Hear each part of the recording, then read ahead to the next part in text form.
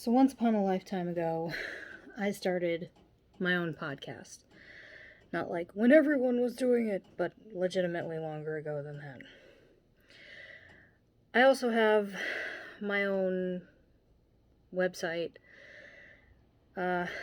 which I do my best to pay attention to, but doesn't always work out that way, because hi, neurodivergence.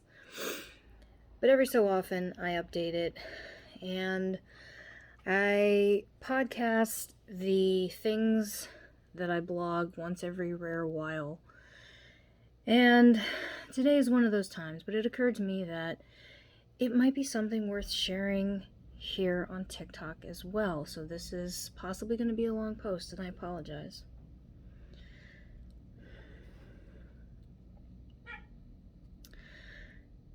The title of this is Define That Word for Us. Subtitle, I do not think that word means what you think it means. Yes, it's an Inigo Montoya quote. So back when my mask was fully formed and firmly set in place, I did things a lot differently. It was common for me to fake it till I figured things out, or devise some type of hack that would accomplish the goals others expected of me, until my official diagnosis. I never knew this had a lot to do with being ASD. In childhood, it was survival. This is how the majority of neurodivergents develop masks. I apologize for my dogs outside. From the pressures we feel at home and in social settings to be like everyone else. Go along to get along, as they say. In my case, again, like many others, that was compounded by the extreme trauma of my childhood. One of the only forms of abuse I was spared is sexual. So in those years and situations where we are most often told we should be discovering who we are and what our worldview is, etc., etc., I was hardly able to see the forest for the trees. I was my mother's indentured servant until she died when I was 16. I was kicked out to live on my own at 19, despite my new step-sibling, who was older and way more deserving of an ass-kicking, being coddled and allowed free shelter for years. In my 20s, I was making the smart choice to move many states to live with the person I'd spent years in a long-distance relationship with, which had begun as a camp romance. In that state, I met the person I ended up marrying and starting my family with, before we returned to my state of departure. Now, along this whole path, I have been forced to realize that I was still using the terms and definitions set out for me by those who inflicted the need for my mask. A major fact of masking that I find goes untalked about is that it is, in many ways, a form of indoctrination.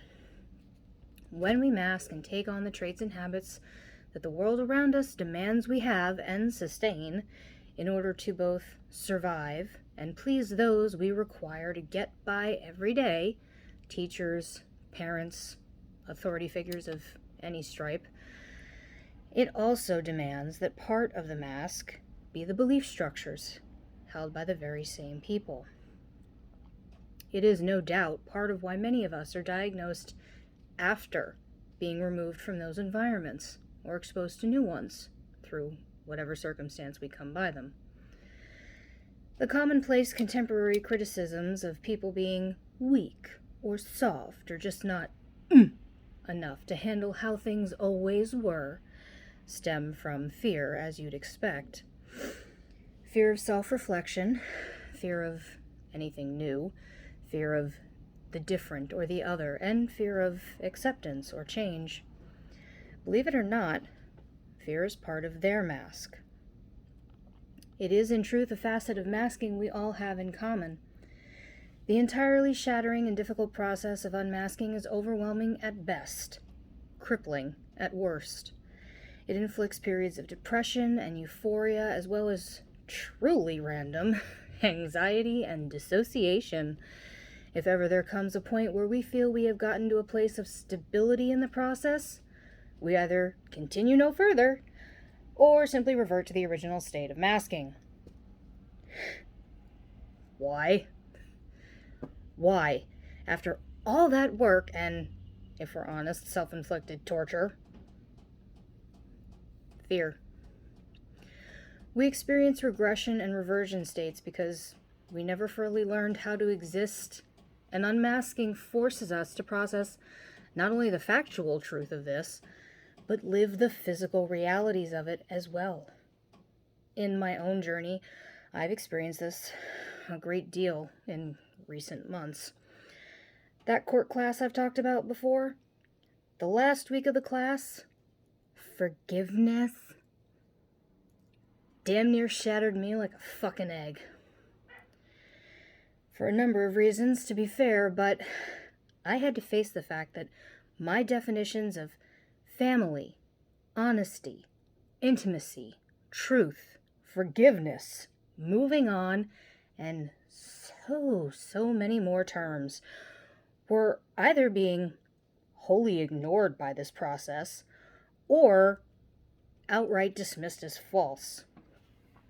My terms had been defined by my childhood, and it was with them I'd entered my marriage. I adapted them during adulthood and during the abuses my ex inflicted. This class vehemently insisted your history with your ex is irrelevant. Well, that's just genuinely, patently untrue. For me, and I'm sure for allistics, but particularly for someone like me, just not true. Now, much of why this was particularly worse for me is that since my ex was discovered as a cheater, in addition to a history of abuse, their abuse continued, and more betrayals were revealed after they were finally forced to confess certain things, and then again more after they were finally forced by the legal system to leave the roof we shared. Now, in the ensuing freedom, I have been able to deal with the physicality of the emotional process. I have faced serious pain issues, gastric issues, cardiac issues, and weight gain, all while having 97% primary custody of both kids, who still keep saying they don't want to see my ex. So it now falls to me to teach my children, who are like me, the very same terms. They don't have meanings to my kids yet. But I also have to teach them how to personalize the words for themselves. My younger already asked me, why isn't so-and-so here anymore? And I have to figure out a way to give age-appropriate explanations. And you gotta remember, ASD kids, they don't stop asking until they're satisfied with the answers they get. So do yourself a favor. Think long and hard about what words are special to you, what those special words mean to you, and are they the same for your person? Do your lists match? Do your definitions match? Because it will be significant if they don't. And the results, I can't guarantee they would be cataclysmic if they're different. But is it worth the risk?